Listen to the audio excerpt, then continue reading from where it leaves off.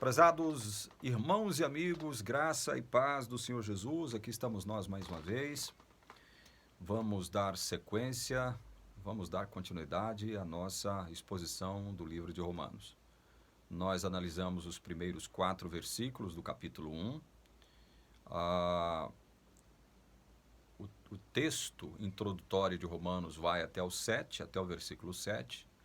Hoje nós pretendemos analisar de forma bem compacta os versículos 5, 6 e 7 para encerrarmos uma análise do texto introdutório de Romanos, certo?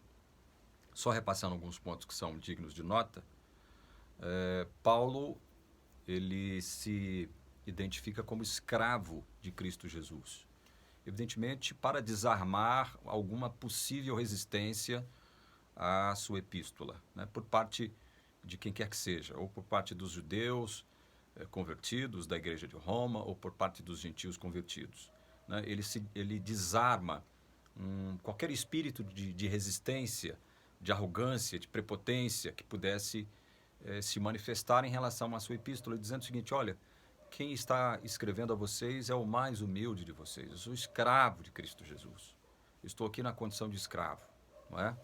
Excetuando-se os criminosos e os fora da lei, o escravo era aquele que ocupava o nível mais inferior na sociedade da época.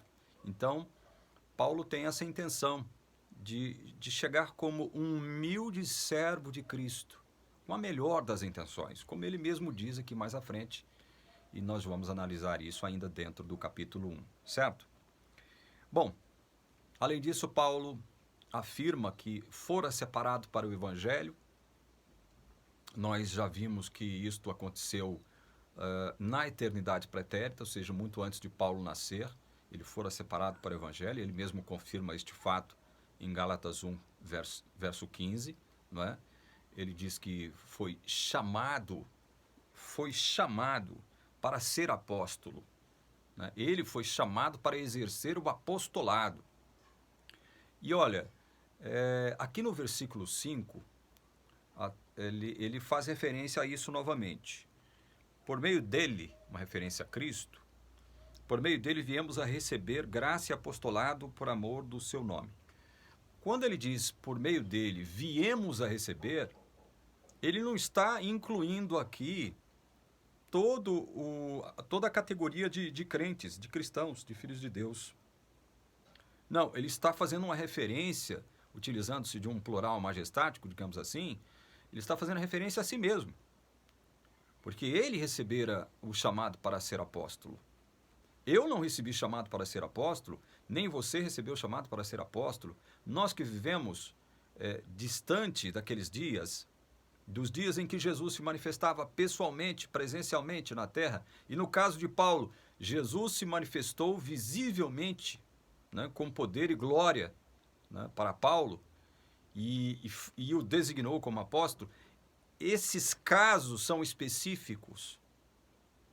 Não há como chancelar a existência de apóstolos nos dias de hoje, como nós estamos percebendo aí por parte de alguns autodenominados apóstolos. Não existe isso. Apóstolo é quem teve o privilégio de se relacionar pessoalmente com Cristo. Esses são apóstolos e que foram chamados para exercer o apostolado. Alguém poderia retrucar dizendo assim, mas Paulo não foi um dos discípulos próximos de Jesus? Sim, ele não foi, mas Jesus se apresentou a ele, Jesus se manifestou pessoalmente a Paulo, de forma gloriosa e poderosa. Então, Paulo, sim, foi chamado para ser apóstolo. Eu e você, não. A questão do apostolado é clara. A Bíblia não dá nenhum tipo de condição, de suporte escriturístico para a existência de apóstolos nos dias de hoje. Não há isso na palavra de Deus. É porque esses auto-intitulados apóstolos, eles querem se colocar numa posição de superioridade em relação aos demais.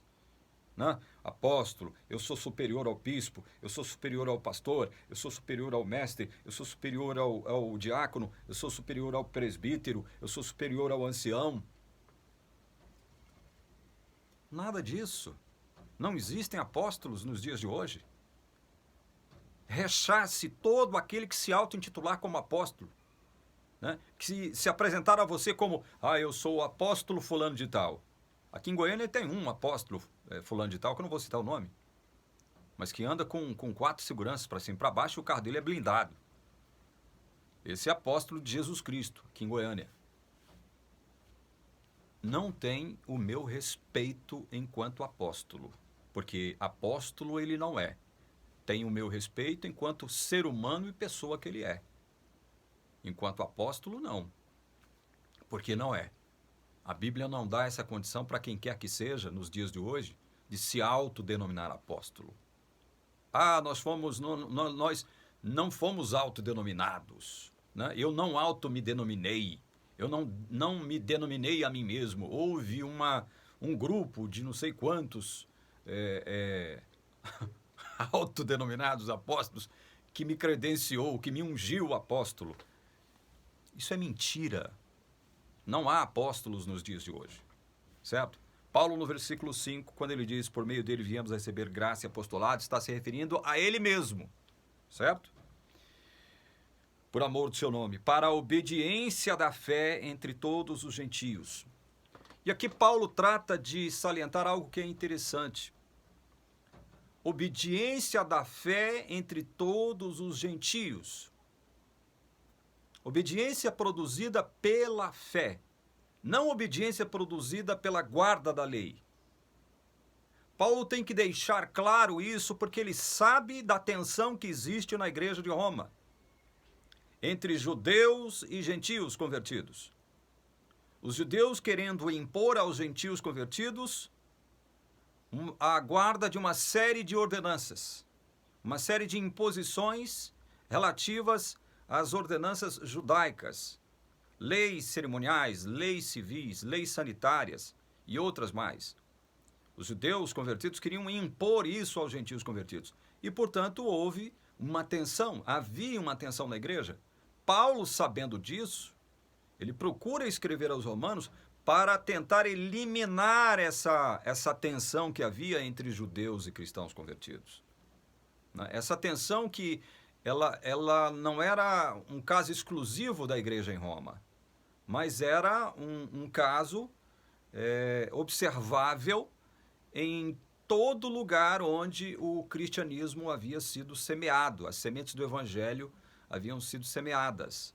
Houve essa tensão entre judeus convertidos e cristãos convertidos, não era um caso exclusivo de Roma, mas Paulo trata de salientar aqui que ele iria manifestar para a igreja de Roma a obediência que era produto da fé.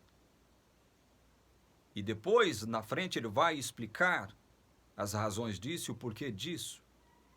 Obediência da fé, não obediência por guarda de leis, de normas, de ordenanças, de mandamentos, entre todos os gentios.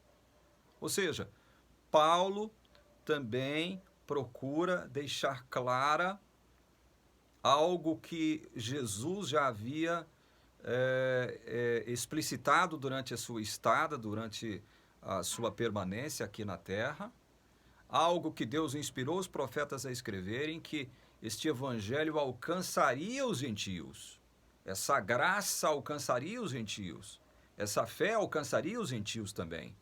Ou seja, estão todos nivelados, judeus cristãos, gentios cristãos, estão todos nivelados diante de Deus. Não há razões do porquê um deve se considerar superior ao outro. Não há isso. Nem os judeus se considerar superior ao gentio e nem os gentios se considerar superior ao judeu. Aí ele diz aqui no verso 6, entre esses se encontram também vocês que foram chamados para pertencerem a Jesus Cristo. Esses gentios da igreja de Roma foram chamados para pertencerem a Cristo Jesus. Eles não foram chamados porque Deus previu que eles já estavam com a tendência a servir a Cristo. Porque Deus viu neles esse pendor para servir a Cristo. Eles foram chamados não foram chamados porque já serviam a Cristo. Não foram chamados porque já pertenciam a Cristo. Foram chamados para pertencer a Cristo. É diferente. Porque a visão arminiana diz o seguinte: não, Deus atua naqueles que ele, segundo a sua presciência, antevê que servirão a Cristo, antevê que se decidirão por Cristo. Então a esses ele chama de modo eficaz. Não, não é isso. Deus trabalha no meio gentil, assim como trabalha no meio judeu, né, com o intuito de chamar eficazmente todos aqueles que ele elegeu na eternidade, para que eles possam pertencer a Cristo, e não porque eles já pertenciam a Cristo. É diferente. Né? O sentido aqui é diferente. E não adianta distorcer o sentido daquilo que está escrito. Nós estamos fundamentando a nossa fala simplesmente no que está escrito, porque é o que está escrito o que vale. A nossa autoridade aqui não é homem algum, a nossa autoridade aqui não é Ellen White, não é espírito, entre aspas, de profecia.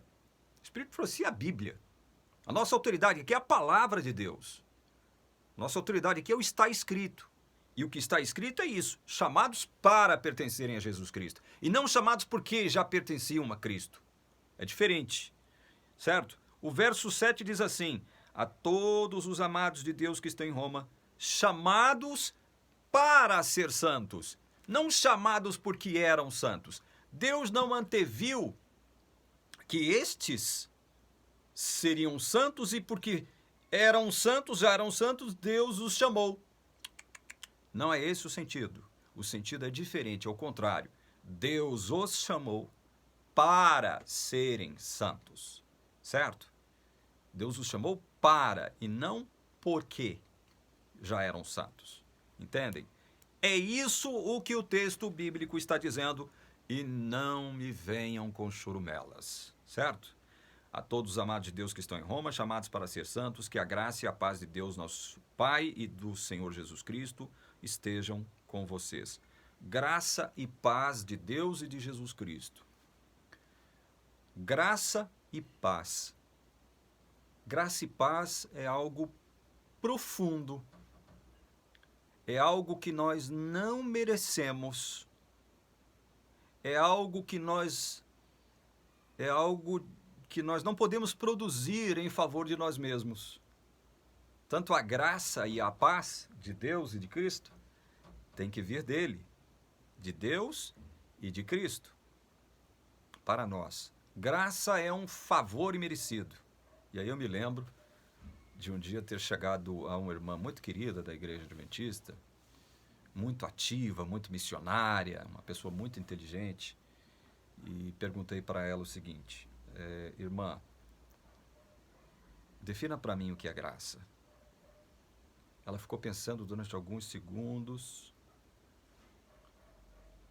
demorou alguns segundos em silêncio, se voltou para mim e disse: olha, eu não sei. O que é a graça? Ela perguntou para mim. Isso é para mostrar para vocês o seguinte, amados. Nós temos dentro da igreja, tínhamos, né, porque eu não sou mais, mas nós tínhamos dentro da igreja adventista, eu creio que isso é algo real ainda hoje, nos dias de hoje, uma preocupação muito grande com a obediência da lei de Deus. Há uma ênfase exagerada sobre a obediência à lei de Deus, especialmente ao sábado. Uma ênfase exagerada sobre guardar leis e mandamentos, normas, ordenanças. Mas pouca ênfase sobre a graça. Tanto é verdade que as pessoas não sabem definir o que é graça. Não sabem definir o que é evangelho, com a Bíblia aberta. Graça e paz são bênçãos maravilhosas provenientes de Deus Pai, de Deus Filho e Deus Espírito Santo para nós, que não merecemos. Não podemos produzir, não podemos fazer absolutamente nada para merecer graça e paz. A graça de Deus sobre nós, através do que Cristo fez, infundida em nós pelo Espírito Santo, faz com que nós agora tenhamos paz com esse Deus maravilhoso. Paz. Não estamos mais em guerra contra Deus. Não somos mais inimigos de Deus. Lembram-se de Gênesis 3,15? Porém, inimizade entre você, serpente, e a mulher. Ou seja, o que há entre nós agora e Deus é amizade, é íntima comunhão, é uma relação harmoniosa, pacífica. Deus engendrou essa paz, construiu essa paz entre ele e nós. e nos entregou isso como um presente maravilhoso. Bom, a introdução do livro de Romanos, compreendida pelos versículos de 1 a 7, nós já analisamos. No próximo vídeo nós vamos começar a analisar o conteúdo da carta de Paulo aos Romanos, certo? Aqui no capítulo 1 ainda existem aspectos introdutórios, mas Paulo já começa a traçar um rumo para os motivos que o levaram a escrever a carta aos crentes em Roma. Que Deus te abençoe e te guarde, em nome de Jesus. Amém.